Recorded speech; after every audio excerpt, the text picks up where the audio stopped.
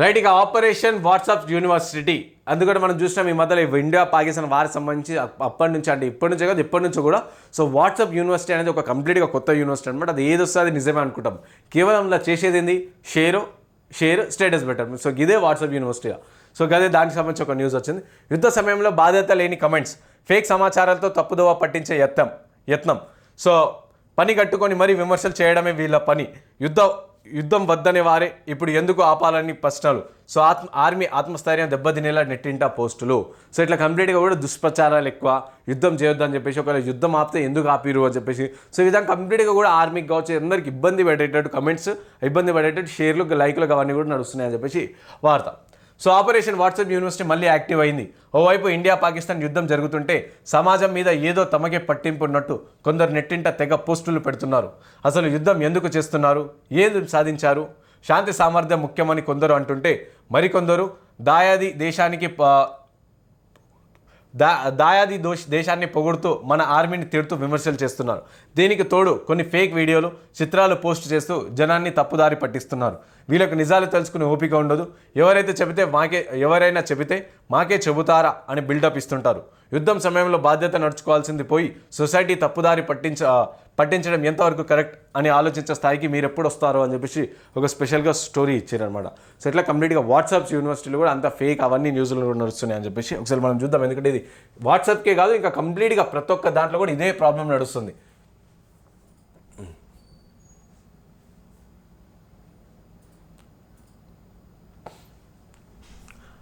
ఏదైనా సరే fake news spread కావాలంటే అది వాట్సాప్ కంపల్సరీ వాట్సాప్లో ఉంది. సో అట్లా నడుస్తుంది. ఒకసారి మనం చూడాలి.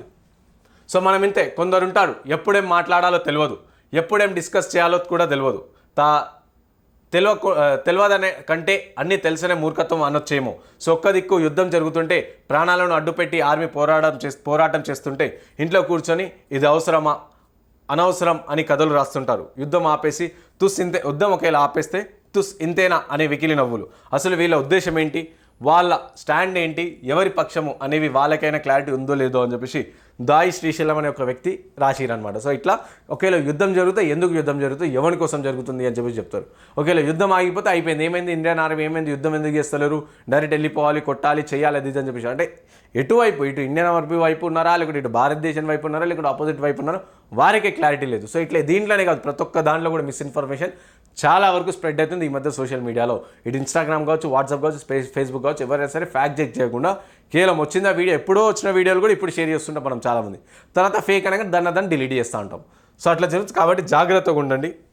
సో ఆపరేషన్ స్టార్ట్ అవ్వగానే ఫస్ట్ ఏమైంది, ఆపరేషన్ స్టార్ట్ అవ్వగానే పాకిస్తాన్ ఉగ్రవాదులకు బుద్ధి చెప్పాలని ఆపరేషన్ సింధు స్టార్ట్ చేసిందే ఆలస్యం. వ్యాసాలు సురు చేశారు మనోళ్ళు.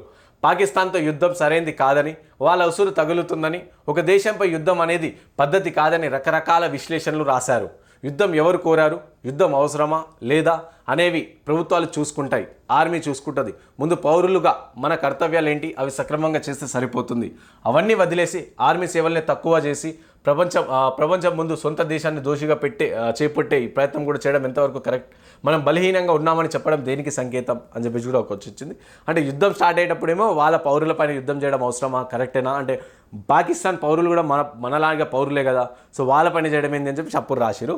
ఇంకా సీజ్ ఫైర్ అనేసరికి నిజంగా మనోళ్ళు చాలా గమ్మత్తుగా ఉంటారు. ఆపరేషన్ సింధూర్ వద్దు అన్నోళ్ళు పాకిస్తాన్ మీద ప్రేమ చూపించిన వాళ్ళ తర్వాత మాట మార్చారు. నిన్నటిదాకా యుద్ధంతో నష్టం, యుద్ధమే వద్దు, అయ్యో పాపం వాళ్ళు మనుషులే కదా అని రాసిన వాళ్ళు సీజ్ ఫైర్ ప్రకటించేసరికి వేరే నినాదం ఎత్తుకున్నారు. ఏదో యుద్ధం చేసి పాకిస్తాన్ పని పడతామనుకుంటే తుస్సుమని పెంచారు కదా అని కొందరు, అండ్ ముందే చెప్పాం కదా మనతో ఏమి కాదు అని కొందరు. సో ఇట్లా ఈ విధంగా అంటే పాకిస్తాన్ పైననేమో ఫస్ట్ యుద్ధం చేస్తామంటే వద్దొద్దని, సీజ్ ఫైర్ అనగానే కదా మీకు ఏమైంది యుద్ధం చేస్తారనుకున్నాం అది చేస్తాం అంటే ప్లేట్ మార్చేస్తారు. సో ఈ విధంగా చాలామంది ఉన్నారు. మనకి చాలా ఇబ్బంది పెట్టే ప్రయత్నం కూడా జరుగుతుంది. సో కాబట్టి జాగ్రత్తగా ఏదైతే వాట్సాప్లో కానీ ఎక్కడైనా సరే సోషల్ మీడియా మాధ్యమాలు ఏవైతే షేర్ అయితే ఉంటాయో అవి చూడాలి, క్రాస్ చెక్ చేసుకోవాలి, అవి కరెక్ట్ నడుస్తుందా ఫేక్ నడుస్తుందా అని చెప్పేసి. ఇవే కాదు అప్లికేషన్లు ఫేక్ అవుతాయి, అవి ఫేక్ అయితే అన్ని చాలా వరకు కూడా ఫేక్ న్యూస్ చాలా వరకు స్ప్రెడ్ అయ్యే ఛాన్సెస్ ఉంది. కాబట్టి చాలా జాగ్రత్తగా చూడండి.